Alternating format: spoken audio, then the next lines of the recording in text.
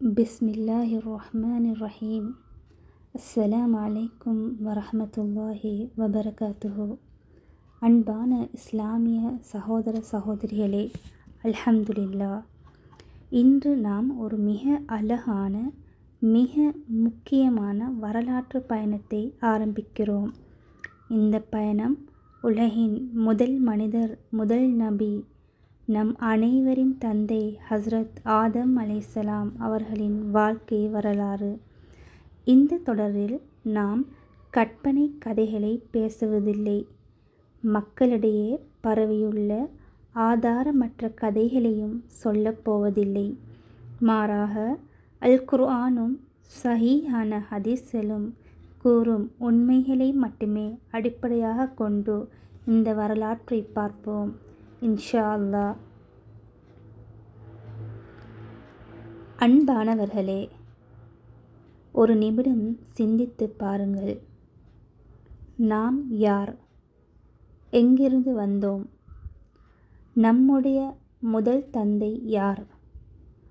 அல்லாஹ் ஏன் மனிதனை படைத்தான்?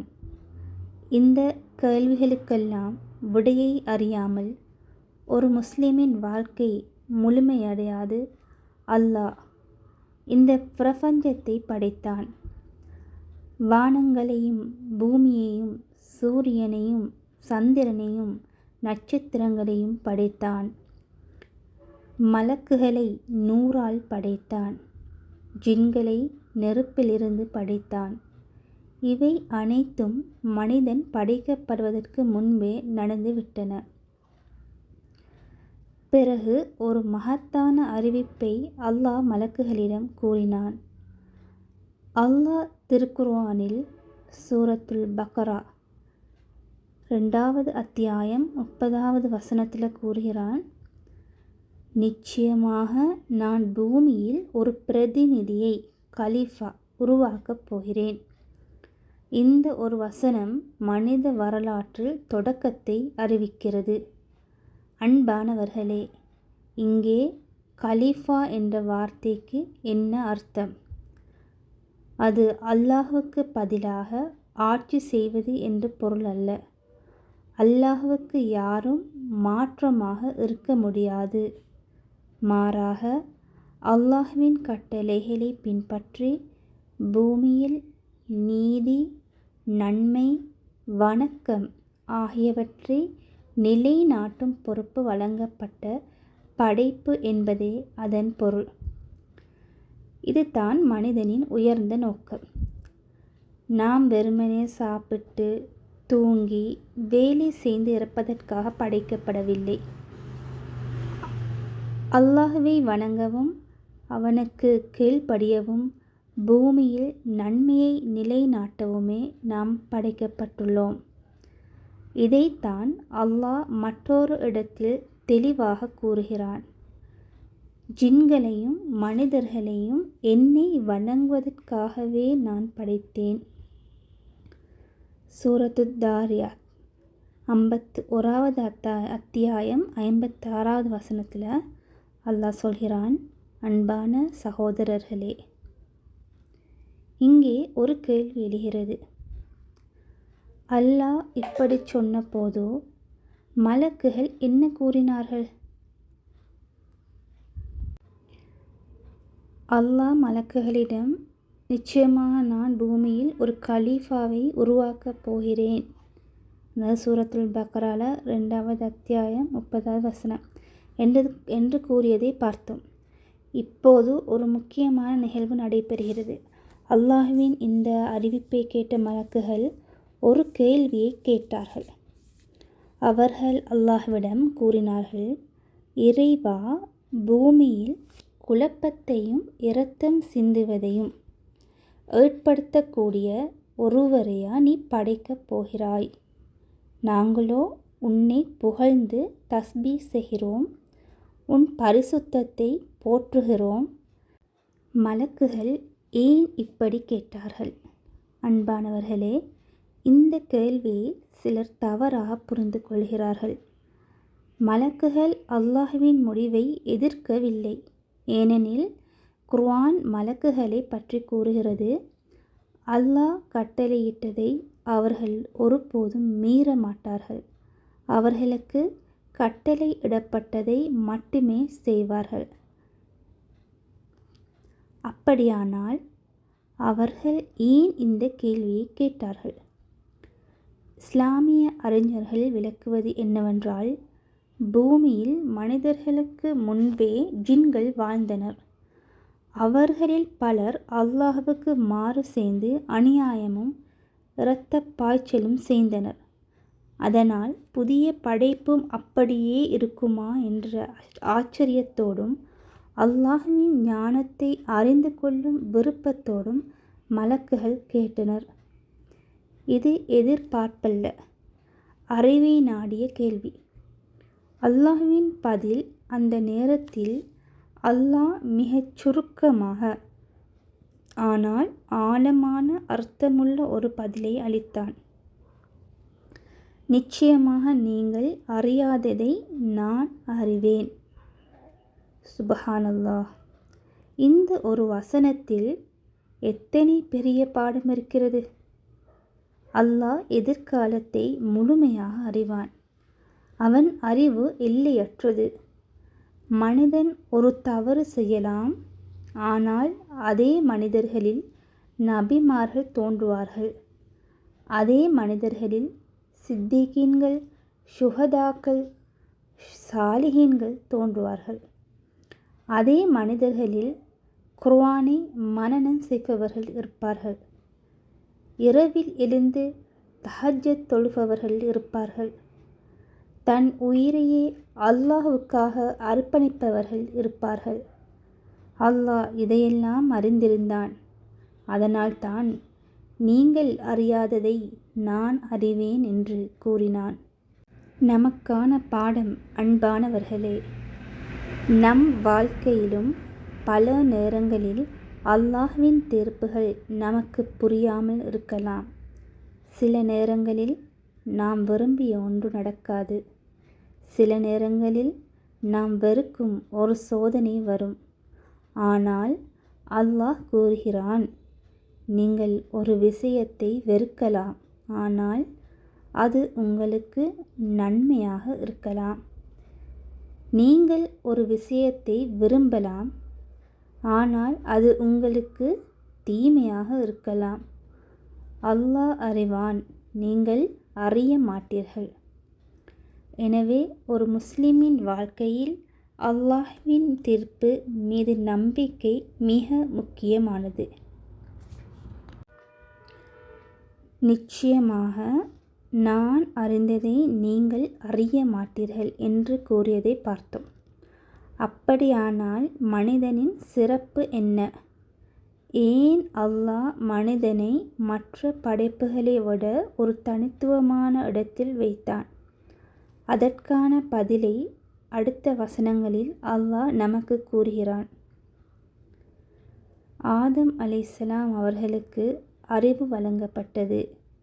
அல்லாஹ் கூறுகிறான், ஆதமுக்கு எல்லா பொருட்களின் பெயர்களையும் கற்றுக் கொடுத்தான். சுப்ஹானல்லாஹ். இது மிகவும் ஆழமான வசனம். அல்லாஹ் ஆதம் அலைஹிஸ்ஸலாம் அவர்களுக்கு வெறும் சில வார்த்தைகளை கற்றுக் கொடுக்கவில்லை. அறிஞர்கள் விளக்குவதாவது, அல்லாஹ் அவர்களுக்கு பொருட்களின் பெயர்கள், அவற்றின் பயன்பாடுகள், மனித வாழ்க்கைக்கு தேவையான அறிவு ஆகியவற்றை கற்றுக் கொடுத்தான். அறிவு என்பது மனிதனுக்கு கொடுக்கப்பட்ட மிகப்பெரிய அருட்கொடை. அதனால்தான் இஸ்லாமில் அறிவை பெறுவது ஓர் உயர்ந்த இபாதத்தாக கருதப்படுகிறது. மலக்குகளிடம் அல்லாஹ் கேட்ட சோதனை. பிறகு அல்லாஹ் அந்த பொருட்களை மலக்குகளுக்கு முன்வைத்து கூறினான், நீங்கள் உண்மையாளர்களாக இருந்தால் இவற்றின் பெயர்களை எனக்கு சொல்லுங்கள். மலக்குகள் என்ன பதில் சொன்னார்கள் தெரியுமா? அவர்கள் மிகவும் பணிவுடன் கூறினார்கள், நீ தூயவன். நீ எங்களுக்கு கற்றுக் கொடுத்ததை தவிர எங்களுக்கு வேறு அறிவே இல்லை. நிச்சயமாக நீயே பேரறிவாளன், ஞானமிக்கவன். இங்கே மலக்குகளின் பணிவை பாருங்கள். தங்களுக்கு தெரியாததை அவர்கள் ஒப்புக்கொண்டார்கள். இன்றோ மனிதன் சிறிதளவு அறிவு கிடைத்தாலே அகங்காரம் கொள்கிறான். ஆனால் மலக்குகள் நமக்கு கற்றுத்தருவது தெரியாததை தெரியாது என்று சொல்வதும் அறிவின் ஒரு பகுதிதான். ஆதம் அலைஹிஸ்ஸலாம் அவர்களின் சிறப்பு. அதன் பிறகு அல்லாஹ் கூறினான், ஆதமே, அவற்றின் பெயர்களை அவர்களுக்கு அறிவித்து விடு. ஆதம் அலைஹிஸ்ஸலாம் அவர்கள் அல்லாஹ் கற்றுக் கொடுத்த பெயர்களை அனைத்தும் கூறினார்கள். அப்போது அல்லாஹ் மலக்குகளிடம் கூறினான், வானங்களிலும் பூமியிலும் மறைந்திருப்பதை நான் அறிவேன் என்று நான் உங்களிடம் கூறவில்லையா? நமக்கான படிப்பினைகள். அன்பானவர்களே, இந்த நிகழ்விலிருந்து கற்றுக்கொள்கிறோம். முதல் பாடம், அறிவு என்பது அல்லாஹ்வின் அருள். இரண்டாவது பாடம், அறிவு கிடைத்தால் பணிவு அதிகரிக்க வேண்டும், அலங்காரம் அல்ல. மூன்றாவது பாடம், குர்ஆனும் மார்க்க அறிவும் கற்பது ஒரு முஸ்லிமின் உயர்ந்த கடமையாகும். நபிகள் நாயகம் ஸல்லல்லாஹு அலைஹி வஸல்லம் அவர்கள் கூறினார்கள், அறிவை தேடுவது ஒவ்வொரு முஸ்லிமின் மீதும் கடமையாகும். அறிஞர்களிடையே அதன் அறிவிப்பை பற்றி கருத்து வேறுபாடு உள்ளது. ஆனால் அறிவை பெறுவதன் முக்கியத்துவத்தை பல சஹீஹ் ஆதாரங்கள் உறுதிப்படுத்துகின்றன. எனவே நமது வாழ்க்கையில் தினமும் குர்ஆனை படிப்பதற்கும் அதன் அர்த்தத்தை அறிந்து கொள்வதற்கும் மார்க்க அறிவை பெருக்கிக் கொள்வதற்கும் நேரம் ஒதுக்க வேண்டும். அன்பிற்குரிய இஸ்லாமிய சகோதர சகோதரிகளே, இதுவரை நாம் பார்த்தது, அல்லாஹ் மனிதனை படைக்க நாடினான். மலக்குகள் கேள்வி கேட்டார்கள். அல்லாஹ் ஆதம் அலைஹிஸ்ஸலாம் அவர்களுக்கு பெயர்களை கற்றுக் கொடுத்தான். ஆதம் அலைஹிஸ்ஸலாம் அவர்களின் அறிவின் சிறப்பை மலக்குகளுக்கு காட்டினான். இப்போது மனித வரலாற்றிலேயே மிக முக்கியமான ஒரு சம்பவம் நடைபெறுகிறது. அல்லாஹ்வின் கட்டளை. அல்லாஹ் திருக்குர்ஆனில் கூறுகிறான், நாம் மலக்குகளிடம் ஆதமுக்கு சுஜூத் செய்யுங்கள் என்று கூறினோம். அவர்கள் அனைவரும் சுஜூத் செய்தார்கள். ஆனால் இப்லீஸ் மட்டும் மறுத்தான், அகங்காரம் கொண்டான். அவன் நிராகரிப்பாளர்களில் ஒருவனாகி விட்டான். அன்பானவர்களே, இங்கே ஒரு விஷயத்தை மிகவும் தெளிவாக புரிந்து கொள்ள வேண்டும். இந்த சுஜூத் வணக்கமா? இல்லை, இது இபாதத், வணக்க சுஜூது அல்ல. ரிப்பீட் சொல்கிறேன், இந்த சுஜூத் ஒரு வணக்கமா? இல்லை, இது இபாதத், வணக்க சுஜூத் அல்ல. அல்லாஹ் ஆதம் அலைஹிஸ்ஸலாம் அவர்களுக்கு வழங்கிய கண்ணியத்தையும் மரியாதையையும் வெளிப்படுத்தும் வகையில் அல்லாஹ்வின் கட்டளைக்கு கீழ்ப்படிந்து செய்யப்பட்ட சுஜூத். இஸ்லாமில் இன்று வணக்கமாகவும் மரியாதையாகவும் எந்த மனிதருக்கும் சுஜூத் செய்வது அனுமதிக்கப்படவில்லை. சுஜூத் அல்லாஹ்வுக்கு மட்டுமே உரியது. இப்லீஸ் யார்? பலர் இப்லீஸை ஒரு மலக்கு என்று நினைக்கிறார்கள்.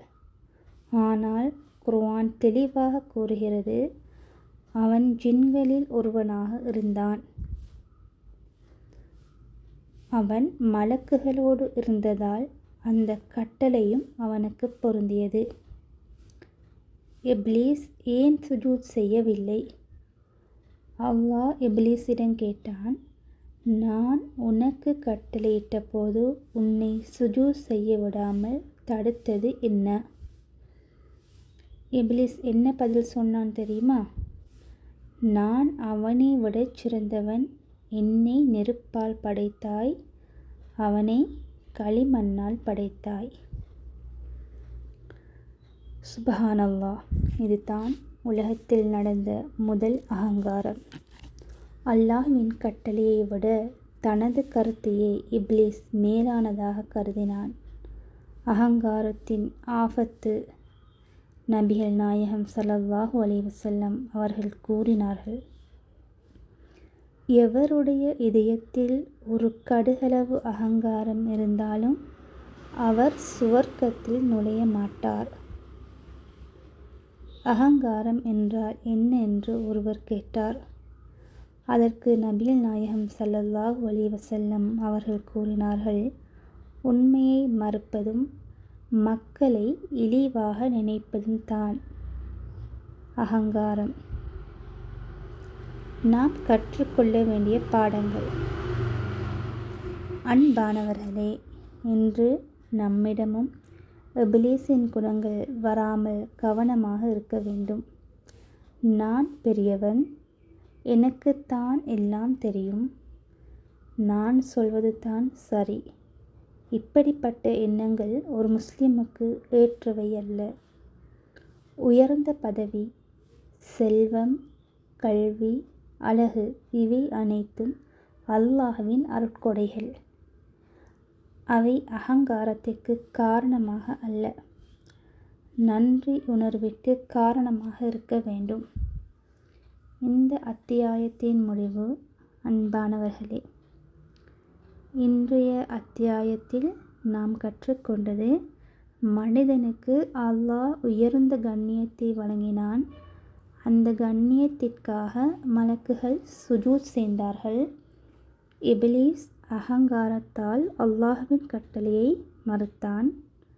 அகங்காரமே அவனுடைய வீழ்ச்சிக்கு காரணமானது. நம் இதயங்களை அகங்காரத்திலிருந்து அல்லாஹ் பாதுகாப்பானாக. ஆமீன்.